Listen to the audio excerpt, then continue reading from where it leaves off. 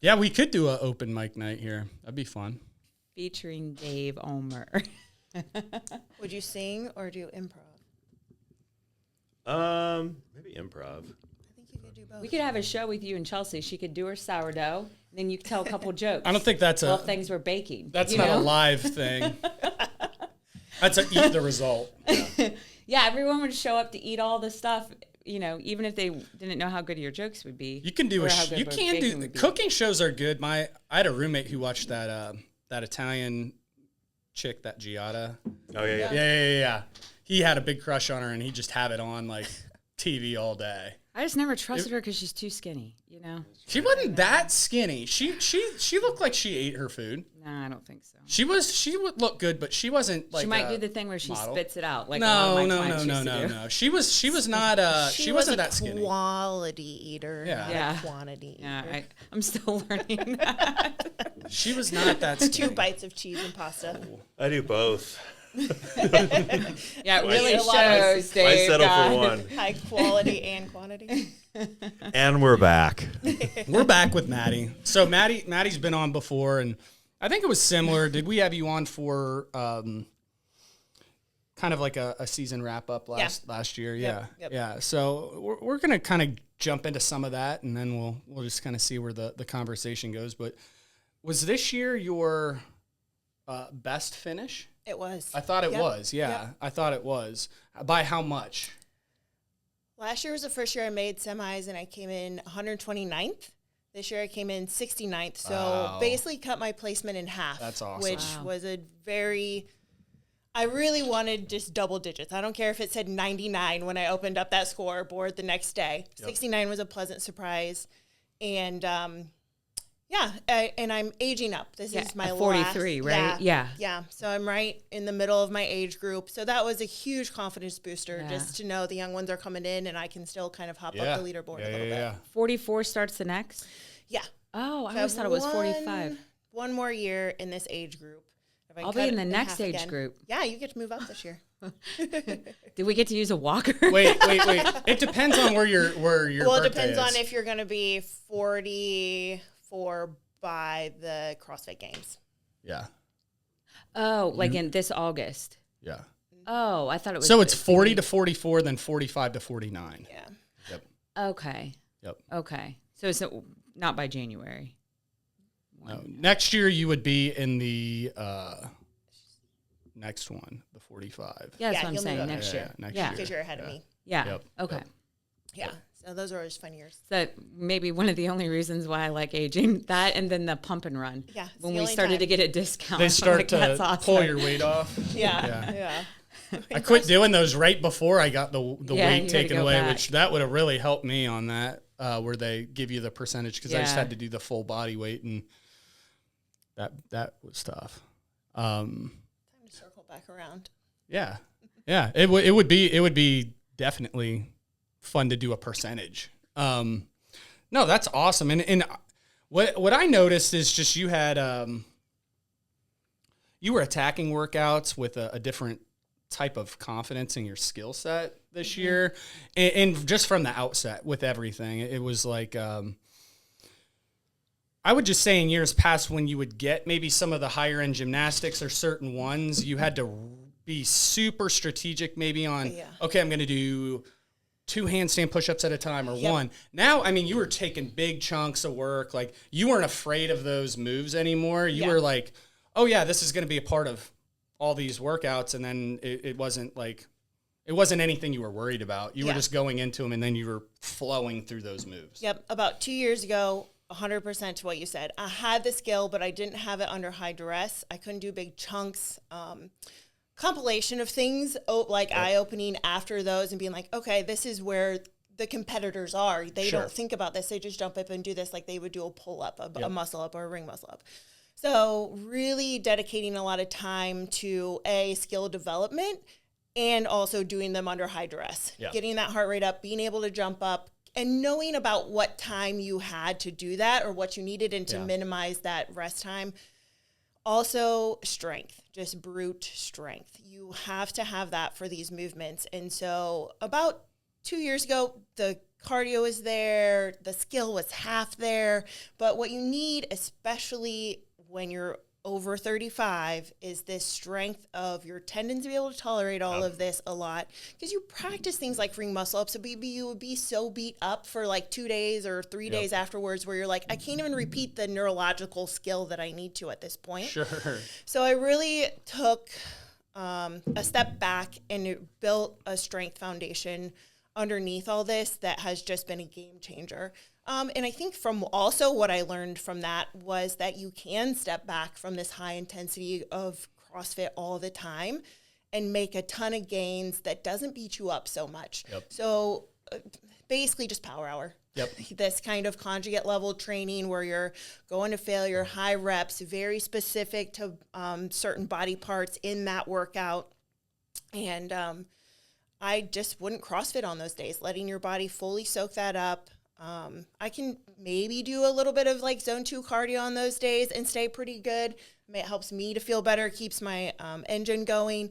But I, in the last 2 years, have found this really good system of about 2 days a week. It's all just really intense strength on certain body parts and then sprinkling in my CrossFit around that. And all just to speak to your point of like my intensity in CrossFit was able to stay the same.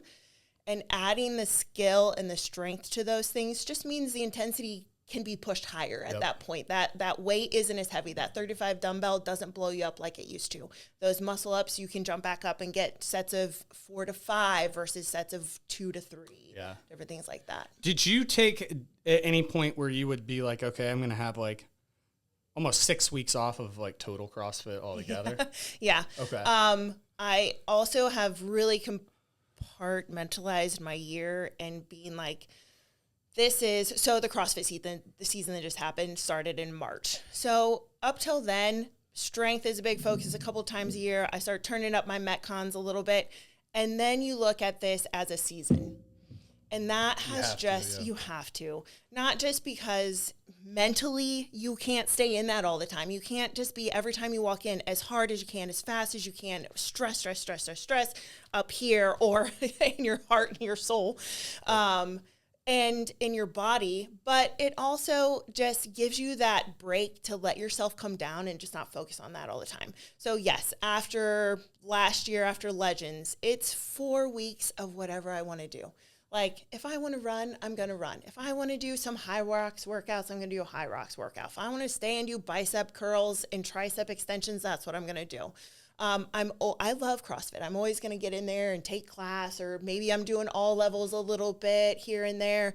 But yeah, that just kind of whatever sounds good that day. Yes. And that probably feels really good just to be intuitive like that. Yeah. It helps my body to feel better. It helps my brain to feel better. I love all kinds of fitness. So it's kind of hard to pigeonhole in, but if you want to improve, you have to. So yes, really starting to understand the on and off seasons of CrossFit has been a huge game changer to just my physicality that I can keep up and the mental game of the whole thing. And I try to convey this to other people too. Like, we're in it for years. This is a sport where you have to learn gymnastics. You have to learn weightlifting. You have to get stronger. Oh, you need to be a better runner. Guess what? They're going to throw swimming in. You can't do all that in a training cycle of 12 weeks. We're looking at like 4 or 5 years here. Yeah. It is tough to see. And maybe even when people are a little newer into it, they'll get good at a lot of it really fast.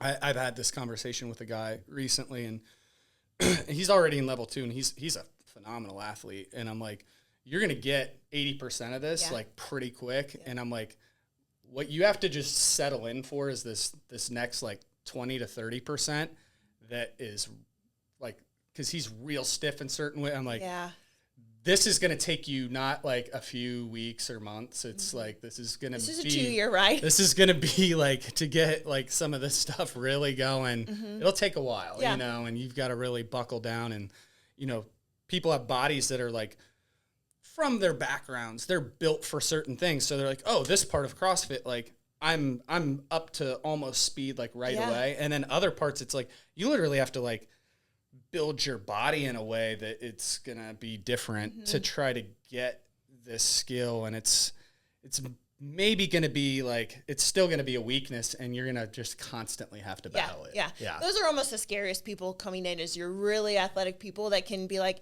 oh, that's a ring muscle up. And they just do it. And you're like, okay, but has their shoulder been through that? Has their tricep dipped out of that? Has this happened? And they really are. It's really fun to watch, but you have to be like, hey, this is going to be a roller coaster for a little bit. We're going to have some nicks and bruises along the way, and just manage that, and the staying power and the mental game of realizing, like, okay, can we slow this down? We lose a lot of those people fast. They're the burn fast and hard. Yeah.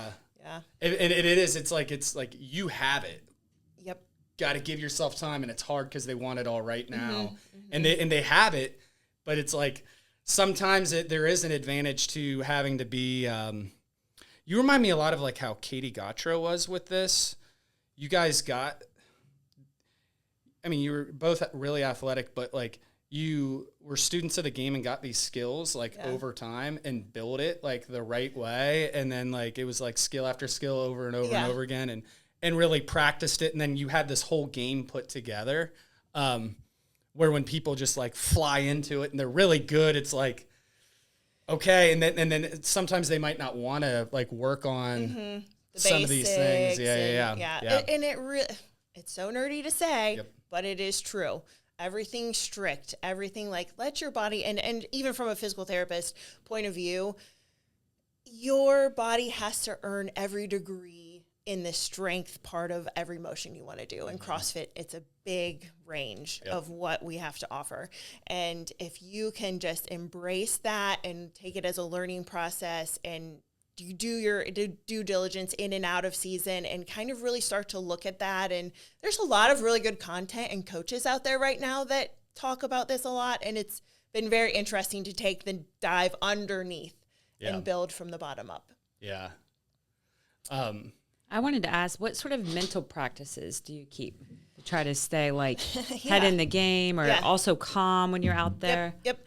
So about 2 years ago, when this started to be like, okay, maybe we can get somewhere with this, and I liked competing, one of my big mental blocks was just being nervous before comps. Like I would stand there in the corral and be like, my heart rate's already at 165. How am I going to do this when I get out there and it has to be at 165? So like I'm already struggling. So I just was like, hey, you're going to have to get on the competition floor and really figure this out, how to breathe, how to be like, you are fine out here. We always say it's just working out. It really is just working out. But when you're getting judged, when somebody's watching you, or there's a place you want on the line, it's easy to let that nervous system just take control. So I did a couple local comps and got into just figuring out how to be calmer there. And that was very, very helpful. And even in practicing, like being here at the open, like treating this like something that you would do. Like, can you calm yourself down? Breath work has had a ton to do with that. Not just in like a meditative state or a place to learn how to control that, but that's the practice it's hard, but it's easy when you're still. It's when you're overwhelmed that all these things are starting to come up and your nervous system is already 5 steps ahead of you and nervous, that you need to be like, come back to me. And the breath is really where you can do that. It's the breath out. We always breathe in. We never breathe out. If you can just sit there, you probably will see me between sets, or just kind of getting into the point where I'm like, breathe in, breathe out. Couple through my nose. Just kind of coming back to that when you get a little like overwhelmed when you're out there working out. Yeah. So breath work has definitely been part of that. I work with Dan once a week on a lot of skills, gymnastics, and he taught me how to breathe during sets, when to breathe out on a pull-up, when to breathe out on a lift. And if I can find my breath in things and talk to myself, it's a big mental game changer where you're just like, hey, this is 10 pull-ups. And if you get panicky, you're like, just breathe out 10 times. Like, it's not a big deal. So that's definitely a big part of it. And the other part of it is this whole outlook. Like if you sign up for a big comp, or the semifinals are coming, you could lay in bed every night for the 3 weeks before that and just think about it. What workouts are they going to put out? Then the workouts come out. I can think about this all night long. But the minute I wake up in the middle of the night, this is what I'm thinking about. How to shift that, how to turn your brain off. And it really is, this is not happening right now. You do not have to get up and do this in the morning.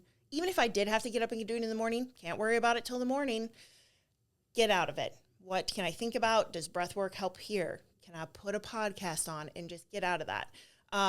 Even in days where I'm competing, and let's use Legends as an example. I usually go in the afternoon. I listen to this podcast with Mike Israetel, and he was talking about how to get pumped up before lifts or competitions and different stuff. And he said, it doesn't do you any good. A lot of people will like wake up in the morning and be like, let's listen to rage music all day. And by the time you get to that, I remember you talking about this, and you're already exhausted. You're already exhausted. You thought about it.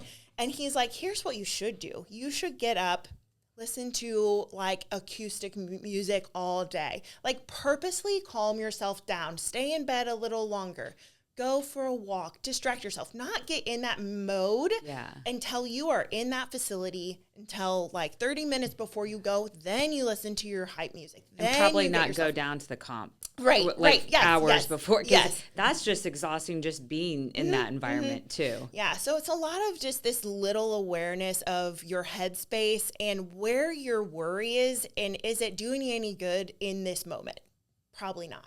Yeah. And so learning to turn that off and just be like, it's not till Saturday. You can't think about it. I think that's like such a valuable tool to have, because I can just personally, if I'm getting anxious about something, I can recognize I'm getting anxious, but how do you turn it off? Yeah. Is breath work the most effective for you? Or I would say that's where I start. Yeah. Like just, hey, and it's the consciousness of when your mind goes there, you're like, okay, great. They programmed Fran. What's my best strategy here? It's going to really hurt. And you're thinking about this at 9 a.m. and you don't compete till 5 p.m. You don't need to think about that right now. Like, talk yourself out of that. Like, stop that pattern. Be like, what else you got here? Can you read a book? And sometimes it does take a long time to get into it. Your brain is still like, no, I want to do this. And I'm reading the words, and you're like, you're not comprehending anything you're looking at. Yeah. And in the moment, just make yourself do that. Or be like, can I go do something mindless? Like, I don't know, take a walk or listen to something. And you do have to concentrate. Take up knitting. Yeah, I'd probably just knit something terrible, but only workout clothes. Yes. Non-functional workout clothes. Wait for my line coming. But it's a conscious effort to consciously get out of it and consciously get into something else. And almost like you have to like face it, like face that. And because I was just going to ask if it's helpful for you, like does distracting yourself work, like podcast or? Yeah, but you have to let it. Yeah. You have to let it do it, because your brain will always, those thoughts just infiltrate what you're doing. So you really have to be like, no, your effort's on this right now. Yeah. And it's I always admire people that can control their brains. It takes so much work, and I'm not great at it, but it is work. Yeah. And, well, and and years of you off. competing and being able to work on that and to keep going. I mean, the only way you would survive is to be able to relax. Yeah. And I think about that, watching how many competitions you do. I'm like, oh shit, I mean, this would kill me. Yeah, and I think I would die about how many I will do. I really try to take the ones I do seriously. But no, I know you're doing it mindfully. Yeah. You're just able to do it. So I know like you have to have some real mental discipline to calm yourself down in the off moments and be able to do that and take time. But you're not doing it like 6 local comps, you know, like you're not being a fool. Yeah. Like the new thing. I never think, out what the hell is Mattie road. doing? I'm thinking, wow, that's neat. She's able to do all this. Yeah. You're mindful that you do that, you know, you do your one Legends one, and then you do, you know, your whole CrossFit season, and like that's like a schedule that is sustainable, and you can set your year up around that and your training around that. And that's how I know a lot of like power lifters and Olympic lifters do similar, like they have a couple meets that they target, you know, at different times of the year. 'Cause it's not just like, oh, there's another one down the street. Like I'm going to go do that one. And like when you're really young and new and kind of a novice, that's okay to do that, 'cause you're just learning, and you're not going to blow out your CNS the same way. Well, I think that's a really good point, just being mindful. I don't think there's anything you do that's not mindful. You know, like if we're out to have drinks, you've thought about that and planned that in for probably a month, or like, hey, I'm going to have space here, or there's this time here for like at least a couple weeks. I don't need to show up and do something insane. Or if you have a little pocket where you can go away. So it's strategic, like, I'm going to go out of town to relax and calm my nervous system down. So it's actually, I'm going to come back like at a better place. Yes. Yeah. And I think that's where probably young competitors, but then, I mean, just our general population, they're like, oh shit, this happened. I'm like, well, here's the thing. People that are in good shape, that doesn't happen very often. They like plan to have a relaxation. It doesn't just like fall on them on a Tuesday, you know? Yeah. It's just how much thought and, how much thought you have to put into everything to stay in good shape and that's just general good shape, not like competitive good shape as you age. Yep. Yeah. There's definitely a dedication to that. And I tell people all the time, I also have a very controllable life. I do not have children. I have a job that I can kind of mold around what I do. And my job does get stressful and I stay pretty busy, but in the end of the day, there's a lot of life things that work to my advantage to that. So to be a coach of someone like through the body biz that has kids and different things like that. And I use this analogy all the time. It really is just your health and stress. It's a balance scale and what we're looking at. And there's good stress too, like exercise and competition and work, but it all has to equal that. And so just what's in what bucket and where you can put it. And I think like your post yesterday, Brandon, about your year and what it was, and that you just showed up, but you respected the fact that it was a different year and your body looked different at the end of that, and your body performed different at the end of that. And that's all this really, really is.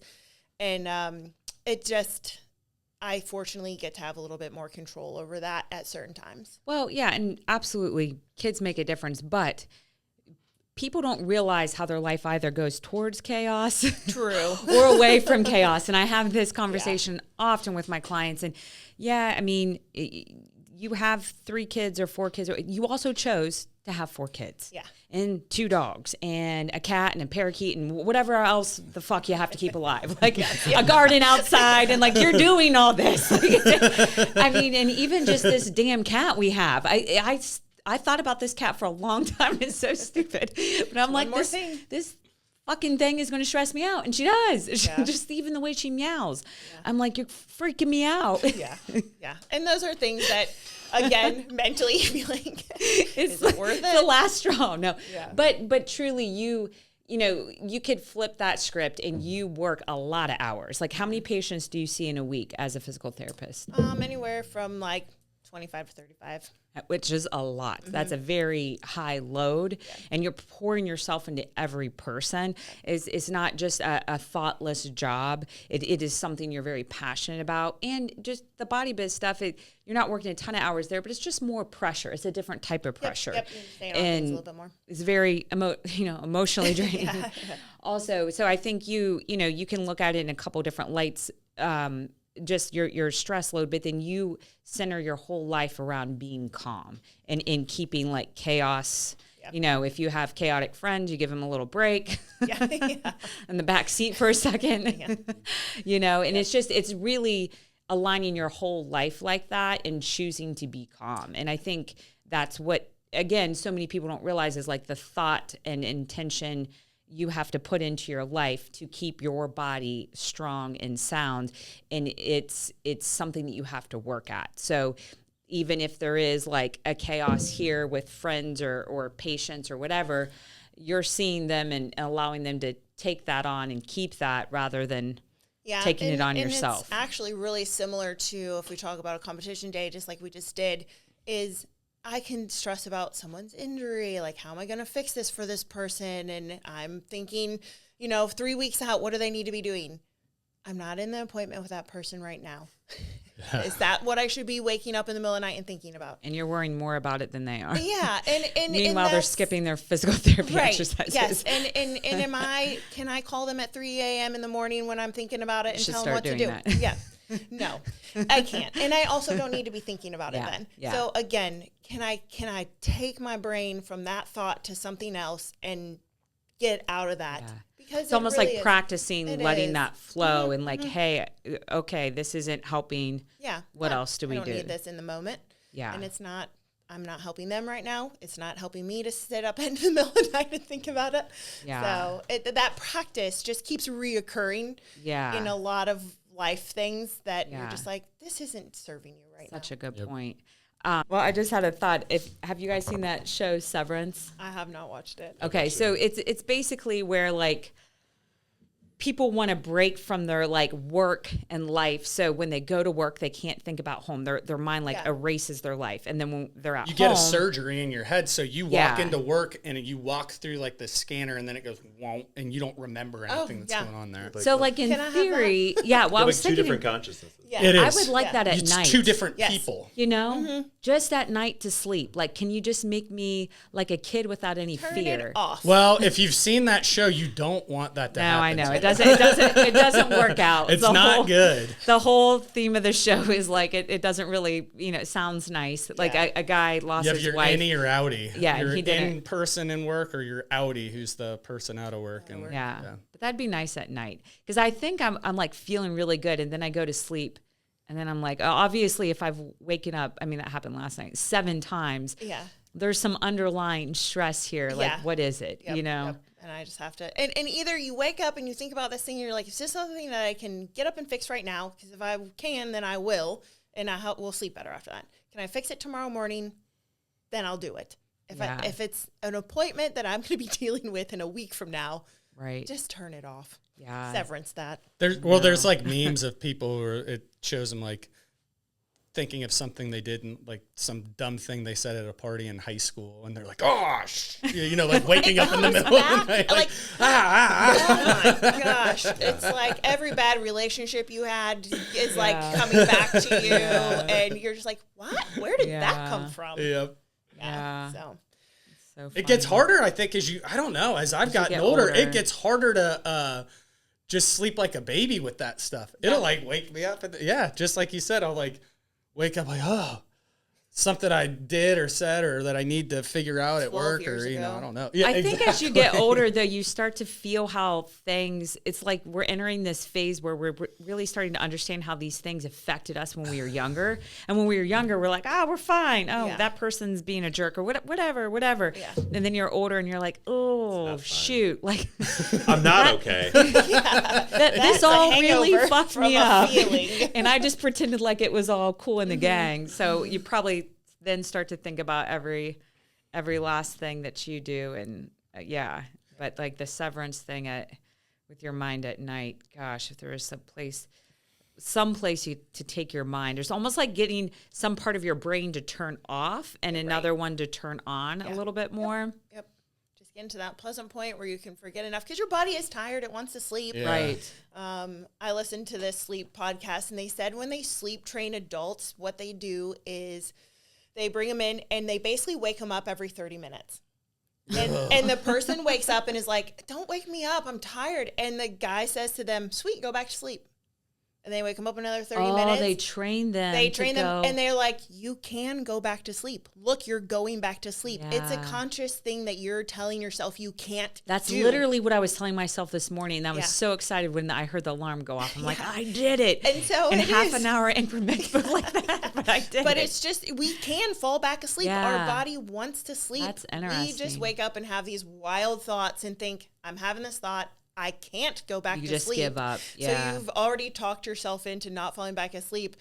And it is funny, like sometimes I'll wake up and have these thoughts and I'll try to get out of them. And I'm like, I am tired and I can fall back asleep. Yeah. And I'm talking to myself about that I can do it. And it does work. That's such an interesting study. Well, we should do a whole week's camp like that. That would be so much fun. Please sign up at the They front do desk. have sleep. They have sleep. It'll be retreats very and stuff. expensive. I don't want to do that. Yeah, no, I was like, oh, that would be awful. But I mean, they're just telling them like, look, you can fall back asleep.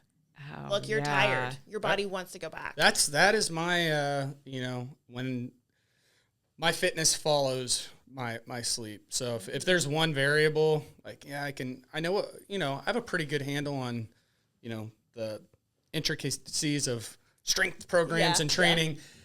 I can do the work. It's how the work works for me, and when I'm sleeping well and sound, that's when all my lifts are going up and I'm feeling really good. And then, you know, when I'm not, I can drag myself through it, but it's like I'm dragging myself through the mud, and like, you know, I'll come back and try and put 2.5s on the next time, and it's like, it ain't working, not going up. It's not working. So I've heard the best way. I listened to, maybe it was on a podcast or I read about it. It's really simple. It's just, if you want to reset like your rhythms for sleep, it's go camping for a week. And then if you're probably not with your cell phone. Yeah. Well, or if it's really bad, go for a month. And like, they're like, no one's going to get out of a month of camping without completely being able to sleep really well. Reset. Yeah, it's just you and nature, basically. Yeah, right. And when it gets dark, you get tired. And, you know, as soon as you hear everything chirping, you get up and you fall into that rhythm pretty quick. And I think that's great. Lovely. I think, you know, it can be overwhelming with all these practices you see people do. Like I remember Josh Steckel telling me to like go outside. There was a period of time where I'd go outside and I would do breath work, like with my feet on the ground. And it was pretty cold out. I think it was in the winter. But I would do this just for like 4 minutes every morning. And I think that helped. But it's tough to do all that stuff consistently. Like how they say, I think within the first hour of waking, not just like don't have caffeine, but like get light in your eyes, like go outside for a walk.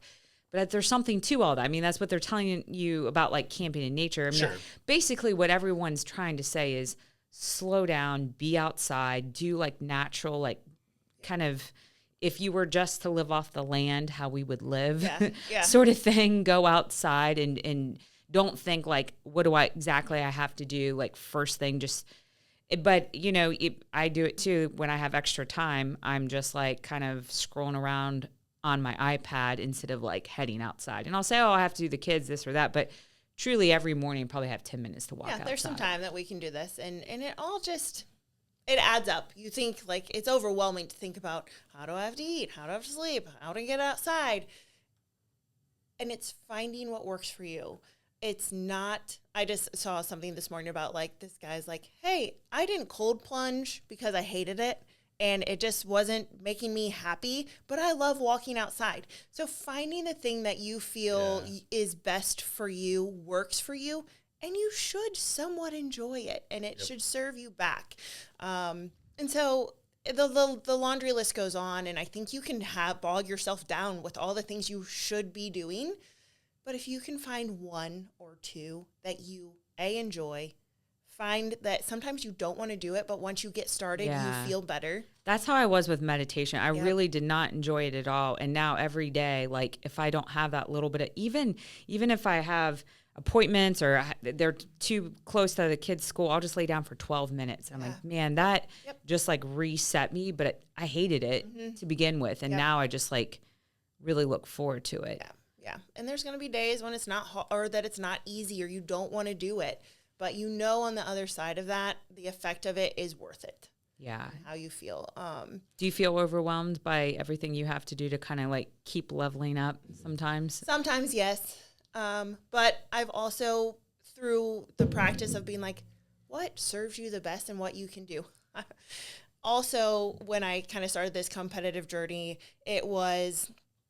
I had just turned 40, like nutrition-wise, you're learning what you need to do, and it was, I need to eat more, I needed to eat better quality of foods, and slow down to do this, and I'll make it work.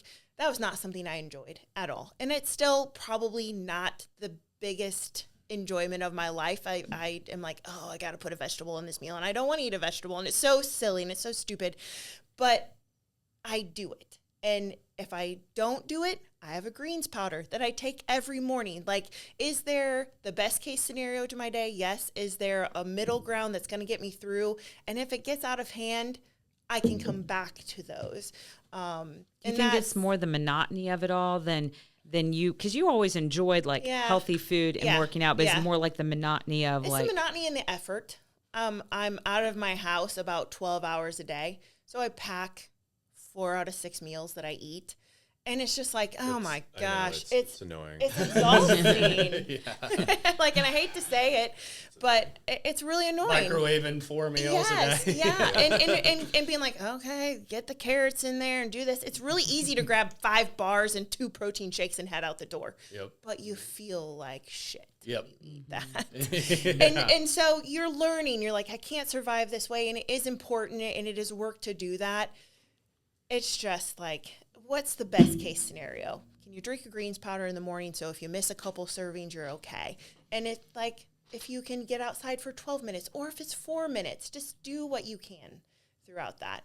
And then we all have busy lives. We all are going to live in this phone-driven indoor scenario. And we just have to be like, what is the minimal effort we can do to make this the best? And I think knowing that, and on the days when you have time, make it the maximal effort because it is enjoyable. And when you do it, you're like, wow, I feel really good. Yeah. You know, we should run like a study with ourselves on the podcast. Mattie, you can join. But you know how like the Super Size Me guy did the whole month of McDonald's? Yeah. We should just do it with like not getting outside, being on our phones all the time, going and we'll take like our blood pressure every day. We'll take all these like metrics in the beginning. Just reverse it and do all the bad things. We'll drink, but it'll be kind of fun for the first week. We'll go out 11 together. Hours of screen time. We'll be like, where are we going tonight? And we'll just come. We'll put the kids on the screen. I mean, but our life will get real chaotic real soon because the kids will be on their screens. They'll be eating like crap. Our whole family will. And I do think you need to 3 feel white monsters. You need to feel what the bad stuff feels like so you recognize how good the good stuff is. And then we'll also Marlboro Reds, packing them down. We'll watch the news every morning and every night and at noon too, all day long. Just on that bit, when I'm in my office, have like CNN or Fox News on all the day, whole time. just rolling. With volume and then all the way up. We'll drink alcohol at night and talk about what's the scariest thing we saw. The local news. Yeah. Oh my gosh. It'll be a great month. Yeah. And then we'll do our before pictures and then for the next month, and we'll look real good. And you have to make at least 4 Facebook posts a day about things that you're seeing in the news. Yes. Yeah, for sure. Get in an argument a couple times with whoever's on there. Add some just extra stress, chaos, and conflict to your life. That would be a good super size. How long did he do it for, the guy? Did he do it month. For 30 days? Yeah. Okay. Yeah. Yeah, you wouldn't do it with food. Just all we'd have to start horrible... off feeling really good. So we'd be a little resilient. Come off like a Puerto Rico trip. We've been out by the beach, like hitting the CrossFit gym, like feeling really good getting back. And then it's like, all right. And then just pull the phones out. Doom scroll all you want. Coach CrossFit, but don't do it. Yeah. Yep. Feel like shit. Yeah. Just flicking through reels on Instagram all the time. Okay, we better wrap this up. Yeah, we're rambling. I'm probably going to cut all this out of the podcast. Just got good. All right, guys. See you next week. Thanks for having me. Bye.